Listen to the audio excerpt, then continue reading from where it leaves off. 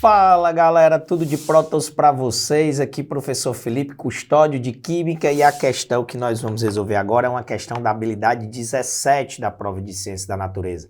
É uma questão em que trabalha uma tabela, né? Quando tiver gráfico, tabela, alguma imagem, alguma charge, isso cai dentro da habilidade 17 da prova de Ciências da Natureza. Vamos fazer a leitura do enunciado. Essa tabela é um suporte fundamental. Depois a gente vê o comando e analisa a alternativa correta. Olha só. Em uma aula prática de bioquímica, para medir a atividade catalítica da enzima catalase, veja que ele foca já desde o início na atuação da enzima, que é a catalase. Foram realizados 6 ensaios independentes nas mesmas condições, variando-se apenas a temperatura. Então, ele está focando na enzima catalase e está variando a temperatura. Não tem variação de concentração, não tem variação de superfície de contato, nada disso. Ele está focando na enzima, que é o catalisador, e a variação de temperatura. A catalase decompõe o peróxido de hidrogênio, H2O2, produzindo água e oxigênio. Os resultados dos ensaios estão apresentados no quadro. Então a reação é essa daqui, né? Só para ilustrar. É a água oxigenada se decompondo em água mais O2. E essa reação é catalisada por uma enzima que é chamada de catalase. O objetivo da enzima é acelerar a velocidade da reação, e isso ocorre porque a enzima ela cria um mecanismo com energia de ativação menor. A enzima é um catalisador, as enzimas são catalisadores biológicos, tá? Quem já colocou água oxigenada no ferimento, vê que é imediato. Pingou água oxigenada no ferimento, começa a borbulhar. O que é o borbulhamento? O2, tá? Então essa reação é bem rápida quando cai lá no ferimento, porque lá no ferimento tem a presença dessa enzima catalase. A ideia é deixar o meio saturado de O2, esse meio saturado de O2 acaba matando as bactérias anaeróbicas estritas, evitando que o ferimento infeccione, tá? É por isso que muita gente coloca água oxigenada no ferimento. Vem agora aí esse suporte importante que é essa tabela. Ensaio, são 6 ensaios, ele vai aumentando a temperatura do primeiro ao 6º ensaio e ele tem a decomposição de H2O2 em 10 a menos 12 mols por minuto. Então você entende que essa decomposição é a mesma coisa que a taxa de desenvolvimento da reação. Essa decomposição em mol por minuto é a mesma coisa que a taxa de desenvolvimento da reação, que também é a mesma coisa que a velocidade.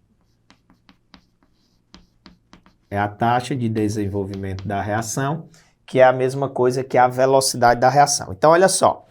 Ele pergunta no comando da questão: os diferentes resultados dos ensaios justificam-se pelo ou pela, tá?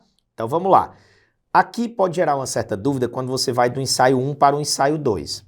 Porque do ensaio 1 para o ensaio 2, quando aumenta a temperatura de 10 para 15 graus Celsius, a taxa de decomposição, a velocidade da reação aumenta. E você pensa, não, ok, eu sei que quando aumenta a temperatura, aumenta a velocidade da reação. Então tá legal, tá ok aí, sem nenhum problema. Só que quando você vai para os ensaios subsequentes, o 3, o 4, o 5 e o 6, que ele vai aumentando a temperatura para 20, 25, 30 e 35 graus Celsius, a velocidade da reação vai diminuindo. E aí isso no primeiro momento parece ser contraditório, porque a gente sabe que quando aumenta a temperatura, tem que aumentar a velocidade da reação. E aqui do experimento 2 para o experimento 6, está aumentando a temperatura e está diminuindo a velocidade da reação.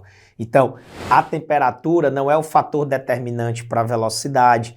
Então, a temperatura aqui deve estar agindo aonde? Deve estar agindo no catalisador. A temperatura deve estar agindo na enzima.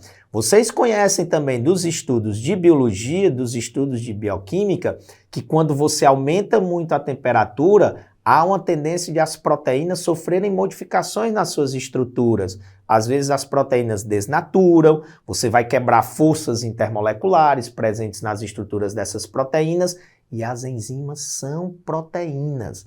Então, as enzimas, que são esses catalisadores biológicos que aceleram a velocidade das reações, elas são proteínas. Então, quando você aumenta a temperatura, você vai provocar diferença nas estruturas das enzimas, no caso das proteínas. Então, vamos analisar as alternativas. A, variação do pH do meio. Gente, ele não altera pH, ele só está alterando a temperatura. Falso. B, aumento da energia de ativação. Pelo contrário, a enzima ela diminui a energia de ativação, é por isso que ela aumenta a velocidade da reação. E a temperatura não altera a energia de ativação. O que altera é o catalisador, que nesse caso é a enzima. Falso. C, consumo da enzima durante o ensaio. O catalisador não é consumido durante a reação. Tá falsa a alternativa C. Alternativa D, diminuição da concentração do substrato. Ele não está alterando concentração, só a temperatura. A alternativa é modificação da estrutura tridimensional da enzima. Aí, ok, quando você aumenta a temperatura, você muda a estrutura da enzima, você altera o catalisador. Se você está degradando o catalisador, ele não vai agir de forma efetiva. Por isso que a velocidade da reação, a taxa de desenvolvimento da reação, está diminuindo à medida que você aumenta a temperatura do ensaio 2 ao ensaio 6.